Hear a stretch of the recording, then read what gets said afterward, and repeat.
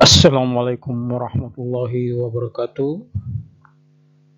Selamat pagi, salam sejahtera, dan salam prestasi dengan sebutan BP3IP The Master. Pada pertemuan yang ke-20 ini, kita akan membahas Lootline and Draft. Mari kita bahas judul Lootline and Draft.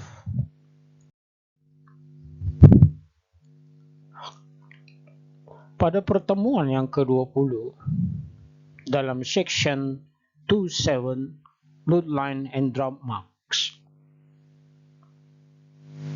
1. Identify structure component of the ship plan and drawing as follows. A. Frame, floor, transfer form, deck beam, knees, and bracket.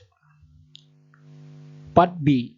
Self-planting deck, tank top, stringer.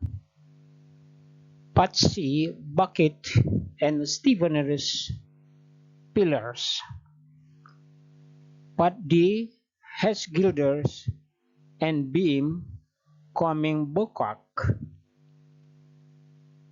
Part E. Bow and stern framing, cant beams, bridge hook. Number 2. Describe the type of material that are used in the constructions.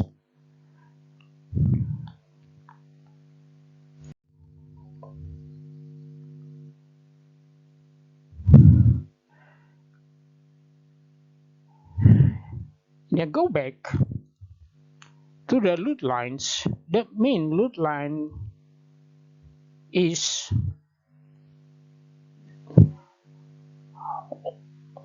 one mark. It transfers with the main deck. That means loot lines, they put in a port and starboard side of the ship. So that means loot lines, they put in the two part of them. One is the middle of the center line by starboard side. The one is loot line the center of the by port side. Actually, how much the size of them? The size of them is the 225 cm, and the thickness is the 0.5 mm. The dual line is very important to the ship because why? The dual line is the safety for the ship. For example, we cannot loading of the cargo over the loot lines. The call is loot lines. One more time, the loot lines is the one mark behind of the main deck, and then the welding in the middle of the ship by port side and starboard side. Itulah yang dinamakan loot lines. Jadi sekali lagi, loot lines adalah garis yang diletakkan di tengah-tengah kapal di bahagian luar daripada kulit kapal. Itu diletakkan di dua sisi. Sisi kanan starboard side, sisi kiri adalah port side. Jadi loot line itu diletakkan di tengah-tengah kapal dan diletakkan di dua sisi, sisi kiri dan sisi kanan.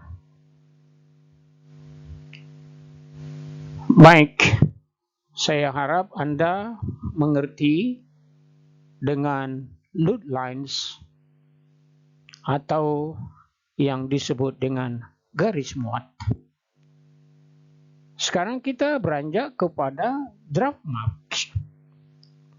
Now we are talking about the draft marks. Draft mark is the one vertical line count from the keel until the sea surface until to summer. One more time, draft mark is one vertical line count from the keel until to summer. Jadi pada kesempatan ini adalah satu rangkaian load lines dan draft mark, garis tanda muat dan syarat atau tanda syarat. Seperti yang saya sebutkan, syarat ialah garis tegak lurus yang diukur dari keel atau lunas hingga ke summer. Tentu kita akan bertanya, summer itu apa sih, Cap? Summer itu adalah suatu tanda maksimum muatan yang akan dimuat pada kapal tersebut pada saat lokasi di summer atau di tropik. Itulah yang dinamakan dengan summer. Nanti akan kita lihat apa yang disebut dengan summer tersebut ada pada plimsoll mark. Jadi sebagai contoh, kapal saya itu maksimum draftnya 16 meter. Artinya saya harus memuat pada saat maksimum yang boleh dimuat pada syarat 16. Apa itu muat? Muatan itu termasuk selain daripada muatan, balas, fresh water, bunker, bahan makanan, dan orangnya juga dengan yang disebut dengan tambahan atau kita selalu sebut dengan tambahan seperti muatan-muatan lainnya. Jadi draft 16 tersebut kita sudah harus memuat yang disebut dengan displacementnya hanya sampai 16 meter. Seperti kapal saya, maksimum draftnya 16 dan dia bisa memuat 135.000 ton. 135.000 ton itu sudah termasuk yang dinamakan muatan, bahan bakar, balas, inventory di mesin, inventory di dek, termasuk orangnya. Kalau orangnya tidak begitu besar. Dan ada yang disebut dengan tambahan lain. Itulah yang disebut dengan draft marks. Seperti yang saya sebut tadi, kita akan membicarakan beberapa section Ada yang disamakan dengan nomor 3, describe and illustrate standard steel section. Jadi di situ menerangkan dan ilustrasi standard steel section. Ada A,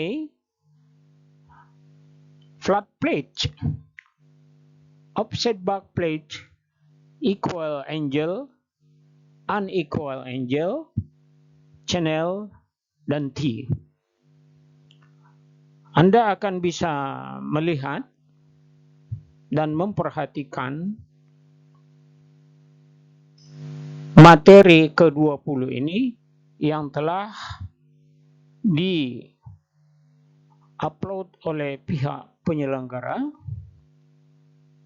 dan sekarang akan saya terangkan,